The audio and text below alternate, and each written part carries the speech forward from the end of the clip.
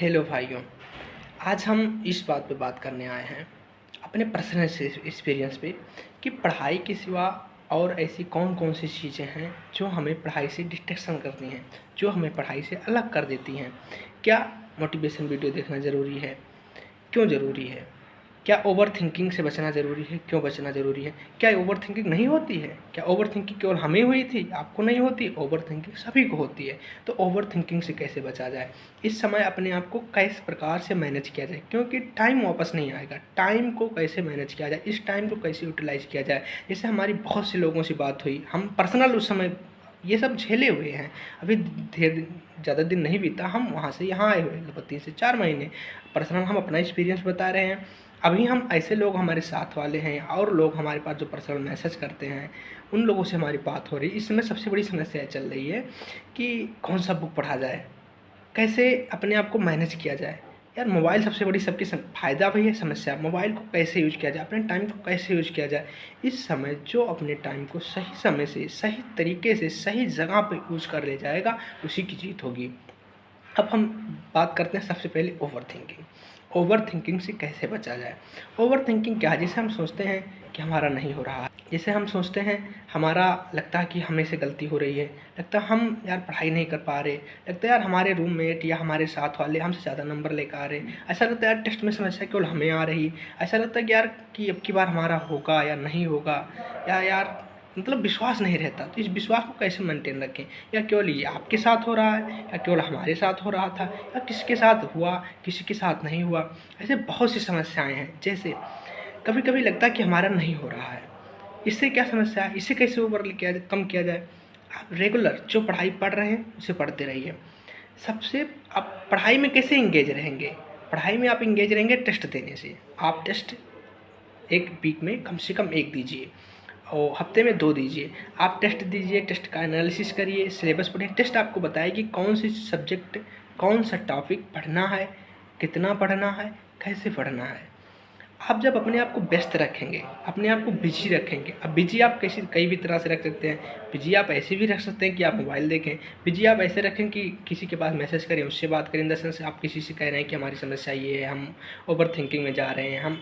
या बिजी आप ऐसे रख सकते हैं कि दोस्तों के साथ टालेंगे में।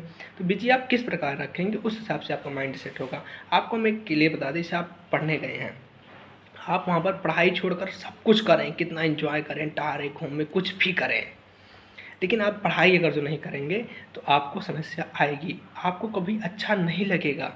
लेकिन आप किसी दिन क्या करिए कि सब कुछ छोड़ दीजिए, कम से कम 8 घंटा 10 घंटा एकदम पढ़िए, दबा के एकदम पढ़िए। और जिस दिन आप 5 से 7 घंटा पढ़ेंगे ना, उसके बाद जो कॉन्फिडेंस आएगा, जो फीलिंग्स आएंगी, वो फीलिंग आपको कहीं भी घूमने से नहीं आएगी। आप कहीं भी घूम लीजिए, कितना भी घूम लीजिए, वो फीलिंग नहीं आएगी। एकदम गजब वाली, एकदम गजब हार्मोन्स निकलेंगे, गजब काम आएगा। तो आपको ओवर थिंकिंग से कैसे बचना है? अपने आप को व्यस्त रखना है। हम नहीं कह रहे हैं कि घूमने नहीं जाना है, घूमना है, मोबाइल नहीं देखना, मोबाइल देखना है। अब यार जैसे देखो, हम एक सिंपल एग्जांपल देते हैं। तलवार तलवार है, आप उससे चाहे अपना रक्षा करें, चाहे अपना गला काट लें, वो आपके यूज पर है। जैसे मोबाइल है, आप मोबाइल से अपना वीडियो, किस प्रकार का वीडियो देख रहे हैं, किस प्रकार का कंटेंट देख रहे हैं, कैसा यूज़ कर रहे हैं, ये आपके ऊपर है यार, कि आप किस चीज़ को कैसे यूज कर रहे हैं। सबके पास 24 आवर्स हैं। अब 24 घंटे को कौन किस तरह से यूज़ कर रहा है, वो उसके ऊपर है। आप किस चीज़ को किस तरह से यूज़ करें, ये आपके ऊपर है। आपकी लाइफ है, आपकी जर्नी है। आपको सफलता पाना, आपको मोटिवेट होना है, आपको असफलता पाना है, ये आपके ऊपर ही निर्भर करता है। हम अपनी समस्या बता सकते हैं, अपनी बातों को बता सकते हैं कि हमने उसे कैसे ओवरकम किया। हम आपकी समस्या नहीं जानते, लेकिन ये ज़रूर जानते हैं कि यदि हम उसी रास्ते से आए हैं, आप भी उसी रास्ते से आए, तो मैक्सिमम 80 से 90% समस्याएं हमारी आपकी मैच करेंगी। तो जिस प्रकार हमने अपनी समस्याओं को ओवरकम किया, आप भी अपनी समस्याओं को ओवरकम कर सकते हैं। तो ओवर थिंकिंग का हमने बता दिया कि ओवर थिंकिंग का एक ही तरीका कि अपने आप को व्यस्त रखिए, टेस्ट देते रहिए, टेस्ट एनालिसिस करते रहिए, पढ़ते रहिए, बिजी रहिए। अब बात आता है कि यार हम पढ़ते हैं, हम अपने आप को बिजी भी रखते हैं, हम अपना पूरा सब कुछ दे रहे हैं, फिर भी हमारे टेस्ट में नंबर कम आ रहा है। आपके साथ कुछ दोस्त ऐसे होंगे जो आपके देखने में कम पढ़ते होंगे, वो टहलते भी हैं, ये भी करते हैं, लेकिन फिर भी उनका नंबर कभी कभी टेस्ट में ज़्यादा आ जाता है।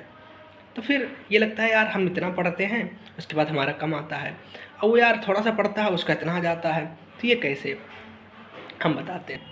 और उसका रैंक कभी कभी 1 आ जाए, 1 तो नहीं आता, कभी कभी 2 आ जाए या 10 आ जाए या 100 आ जाए, कभी कभी होता है 1000 चला जाए, कभी 2000 चला जाए, जिस प्रकार से कोचिंग हो।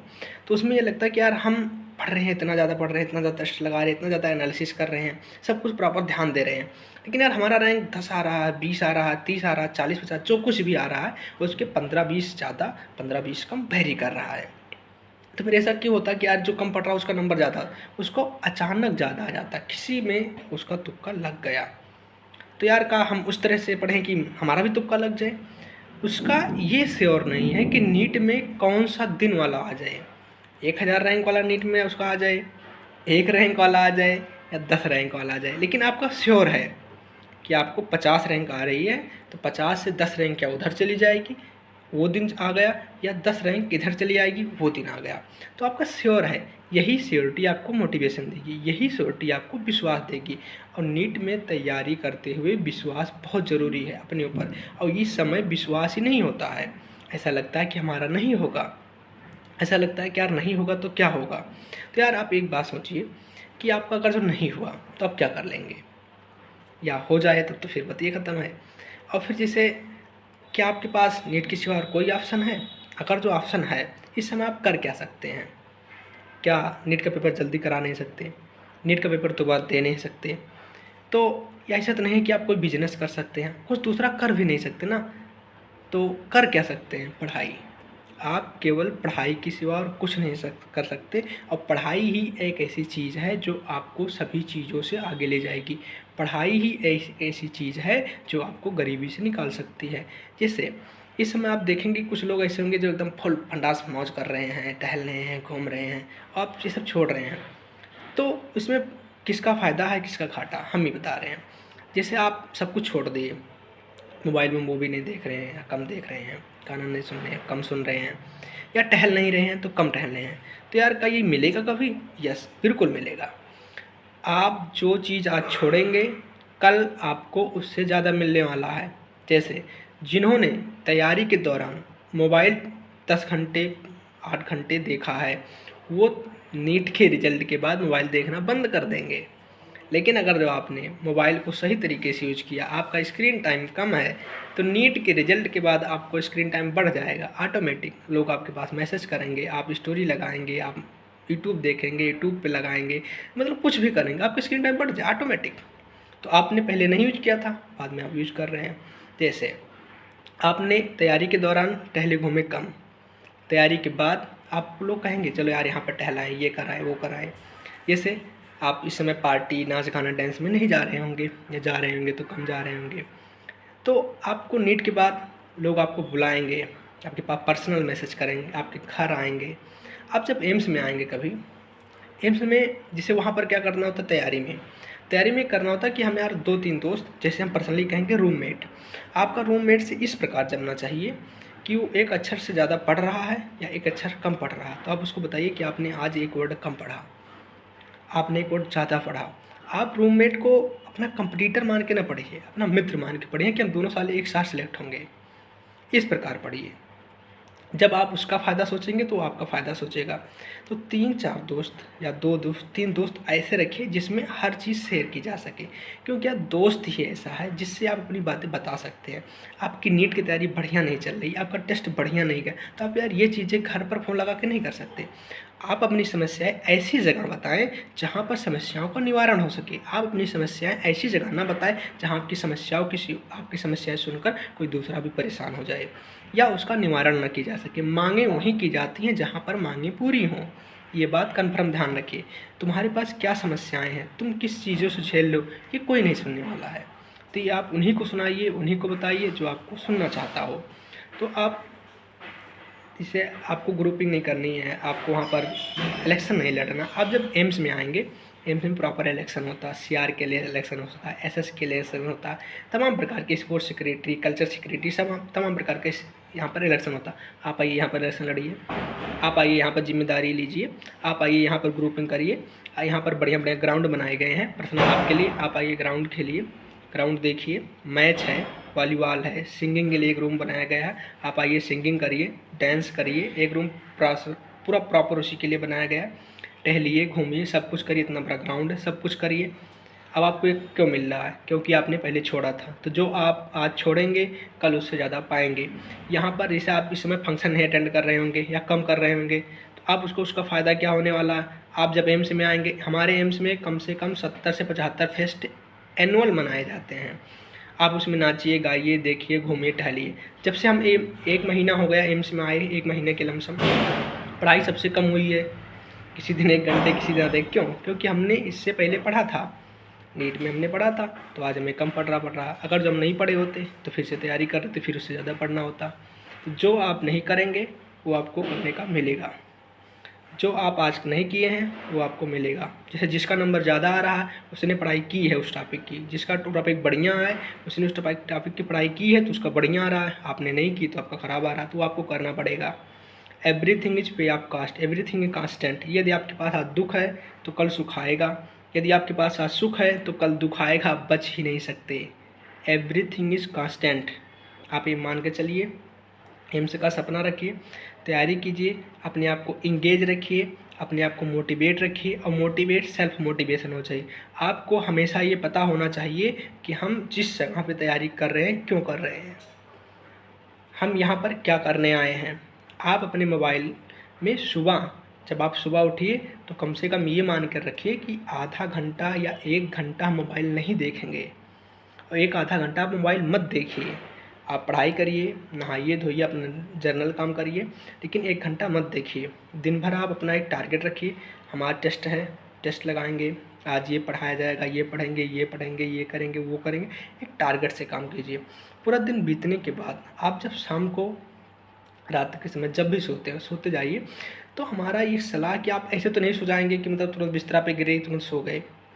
आप बिस्तरा पे जब जाइए सोइए तो आँख मूंद के कम से कम 10 मिनट, जब तक आपको नींद नहीं आ रही तब तक ये सोचिए कि आज हमने दिन में क्या क्या किया। इससे 2 फ़ायदा होगा। पहला फ़ायदा ये होगा कि आपकी ओवर थिंकिंग बढ़िया होगी।